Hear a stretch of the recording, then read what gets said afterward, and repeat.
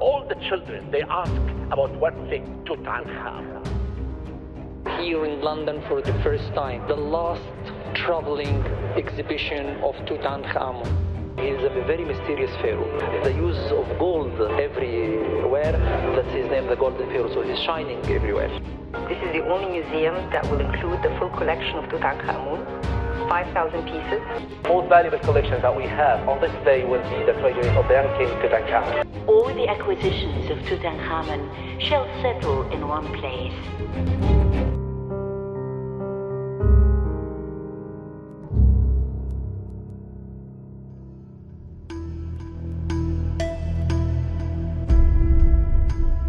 It was something that really drew my attention.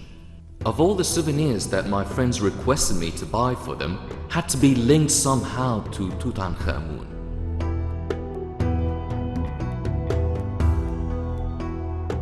So I asked myself, why this king in particular? Why Tutankhamun? But as you can see, all the acquisitions related to King Tut were obviously bestsellers. And so I became certain that Tutankhamun was more or less the password for accessing the heart of any lover of the ancient Egyptian civilization.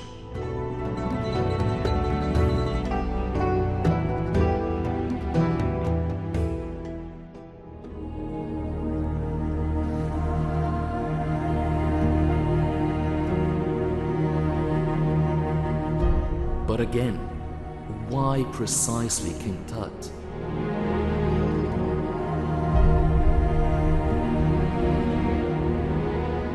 Is it because he began ruling Egypt at the mere age of 9? Or is it because he died in a mysterious way at the very young age of 18?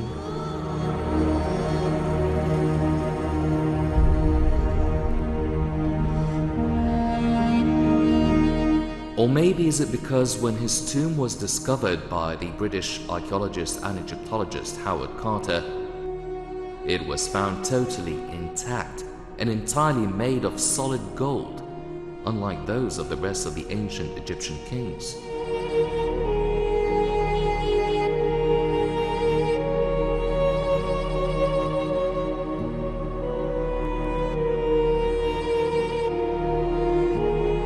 What's more interesting is that even after nearly 100 years of the discovery of Tutankhamun's tomb, there are still hidden secrets in there no one has been able to unravel up until now.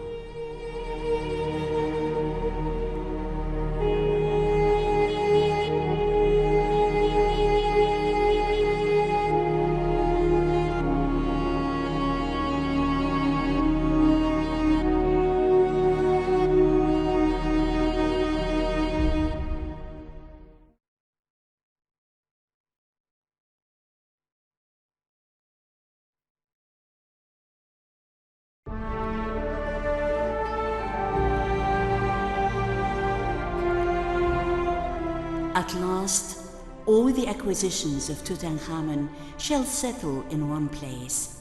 That king who had died young and left behind a golden treasure that was so much later fully discovered by Howard Carter, and that is about 100 years ago. This treasure will reveal all of its secrets for the very first time as part of a bigger dream of an integrated tourist city, which is linked to the Great Pyramids of Giza by a walkway that is close to the new Sphinx International Airport. Moments of glory and pride from the cradle of civilization.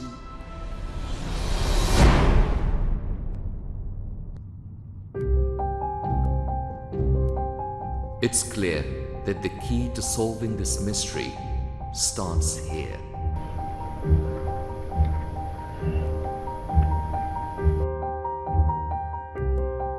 I went to Dr. Hussein Kamel to tell me the story of the first building to be set up at the Grand Egyptian Museum. Dr. Kamel was keen on leading me to a new step, which would help me unravel this mystery. Actually, the Conservation Center at the Grand Egyptian Museum which is abbreviated GEMCC, is the largest conservation center in the world. It was built with the second phase of the project to prepare and conserve the object selected for display. They officially opened in the conservation center, it was in 2010. The total space of the conservation center is 32,000 square meters. It's considered one of the largest conservation centers in the world. The conservation center is divided according, comprises 19 labs. 19 labs? 19 labs, yes, in 3 categories to cover all the aspects of conservation.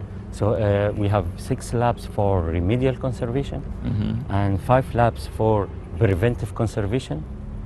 I think you want to ask about the preventive conservation. And the 7 lab for conservation science. These is the 3 categories for covered all the application and implementation of conservation. He turned me on to Dr. Issa Zidane, who had supervised the transportation of thousands of pieces of antiquities from all over Egypt to the Grand Egyptian Museum.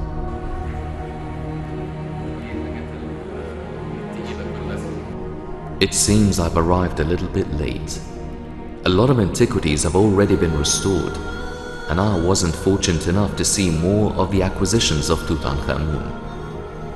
It looks like going to the site of the Grand Egyptian Museum might carry a new spirit that could guide me to more secrets of the Pharaoh kings. We already have around 50,000 artifacts. The most important in this 50,000 is the collection of King Tut. Yes. We have around now more than 5,000 artifacts.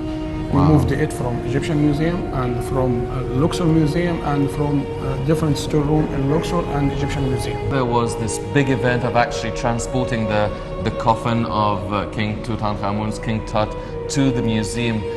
What was so hard and difficult about actually transferring and transporting this tomb? This is the first time for these coffins to go outside the tomb, not since discovering the tomb by Howard Carter, but during putting this tomb inside after King Tut died. Most of them was in very bad conditions because it was in the storeroom and no one deal with it, no one follows the condition of these pieces, and also we find the big challenge also for moving 6 chariots for King Tut, and this is the first time for 6 chariots to be in one place. When Carter discovered it, they put 4 in Egyptian Museum and 1 military museum and 1 in Luxor Museum. Yes. So the Grand Egyptian Museum takes a chance to collect this 6 chariots to be in one place. Yes. Well, what about this laboratory?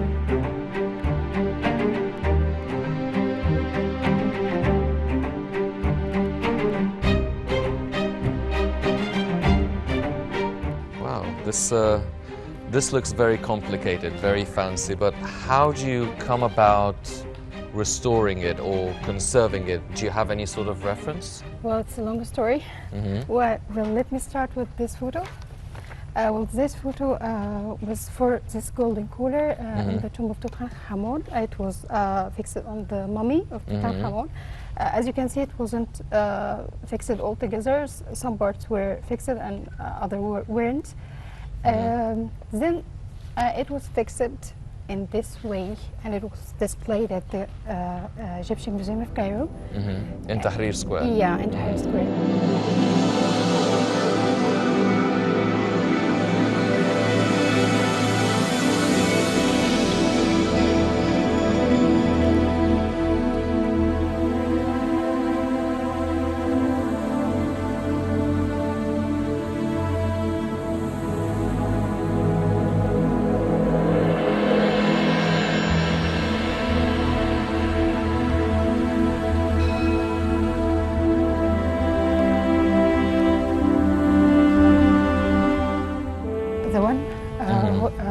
Howard Carter took for the cooler.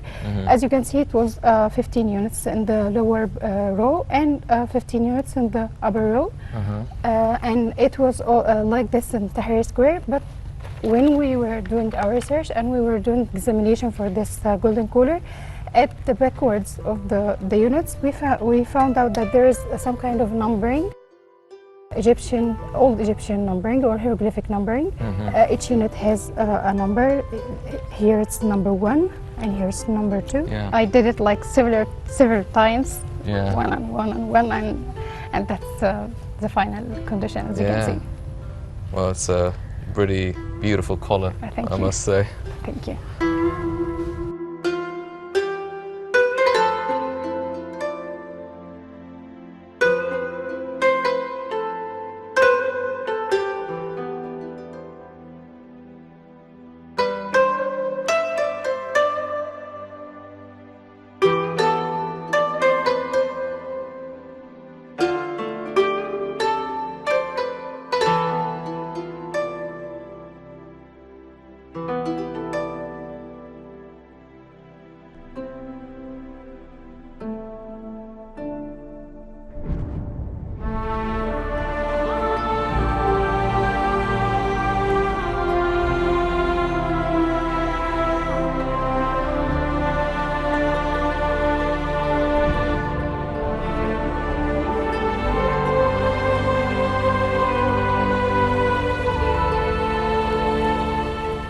Miss Hadid, can I take a moment of your Yes, time? of course. Well, obviously this is a conservation for rocks and stone Yeah. statues. How difficult is it to actually conserve and preserve the statue and at the same time keep the authenticity of it without changing anything or messing around with it? Well, authenticity is a major thing in our work because all our treatments are retrievable. So all the materials we are using that does not and don't interfere with the objects. And all the treatment we are applying on the statues, on the mural paintings,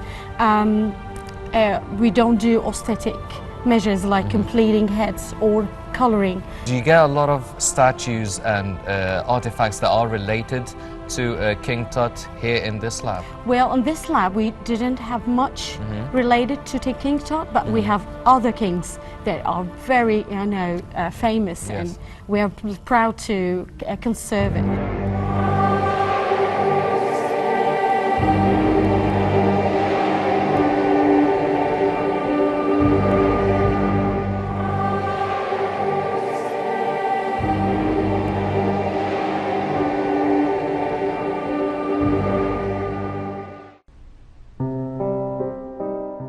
The Grand Egyptian Museum set its first Guinness World Records by drawing Tutankhamun with a myriad of coffee cups in 2019 that reached 7,260 cups made of mosaic.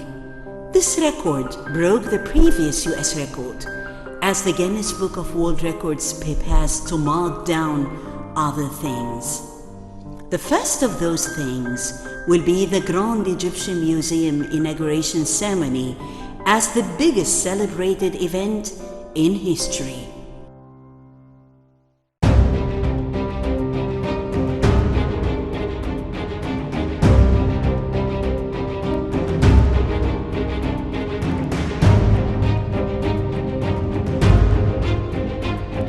Sometimes moments could be historic and utterly unlikely to be repeated. Is it possible that it is only me who could see the dream which is drawing close?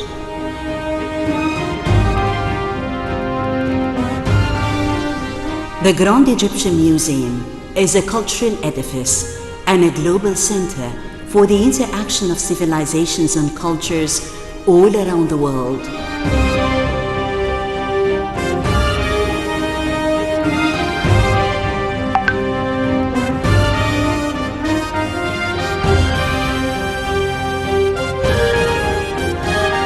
The outer foyer of the Grand Egyptian Museum is about 28,000 square meters in area.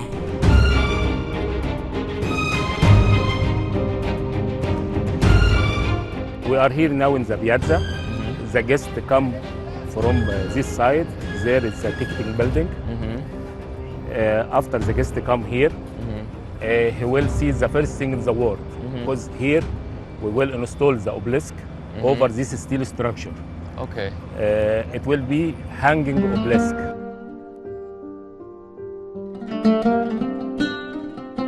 The cartouche of King Ramses II is placed right below the pedestal of the obelisk, shall be exhibited for the first time in nearly 3,500 years.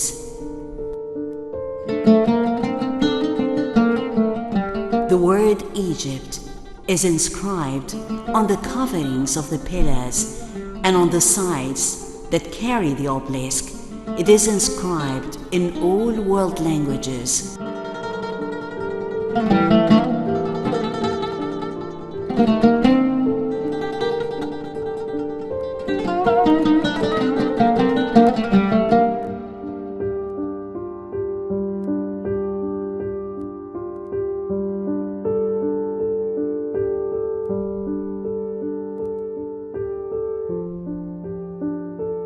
You can see in the front there's the pyramid wall.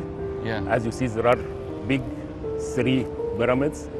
As in the pyramids of Giza. Yes.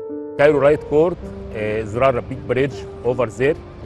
If the guest goes there in the top, he will see Cairo from top to bottom. It shows that the civilization continue. The facade of the Grand Egyptian Museum is made of marble, going up 5 stories to level with the height of the Great Pyramid of Cheops. It was an Irish firm, and the designer, he was Japanese. The concept of the building started in a center point in the Ring Road Bridge, start focal point, and then diverged into the 2 tops of the biggest pyramid, Khufu, Cheops, and the smallest one, Mykerinos, okay, to the 2 tops. It's radial like this. There's nothing in parallel inside. Not a single column is parallel. The museum is linked to the pyramids by a walkway that extends for 2 kilometers, making the entire area one monumental unit. This is the biggest project that ever been done in Egypt since the pharaohs. We never had this amount of concrete ever. I'm very proud that we will be presenting such a construction and such artifacts to the people after us. It will be a huge heritage for everybody on this planet.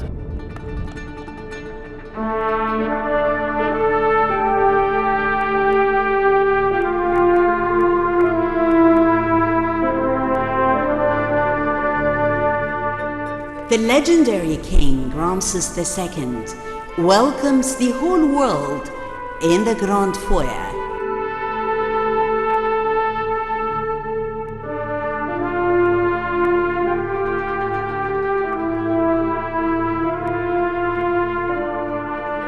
I am Ramses II.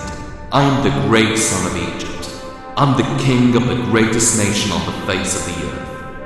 I will kill and erase from existence whoever thinks of displaying an act of aggression against Egypt, or come near it, or try and hurt my great people. I shall humiliate my enemies and all the enemies of my country and kingdom, so that Egypt would remain the highest, the strongest, the richest and the greatest nation on the face of the earth.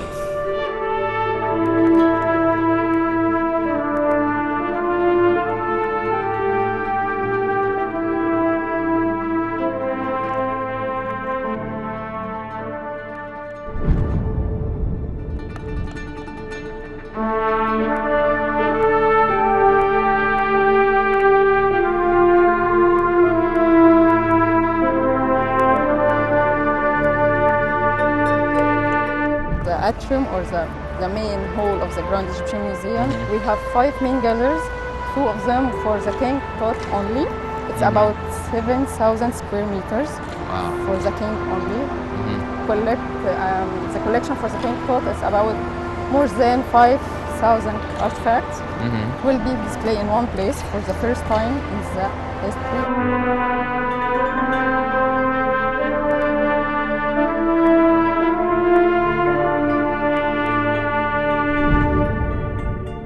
How are they going to get transferred here? It's a surprise.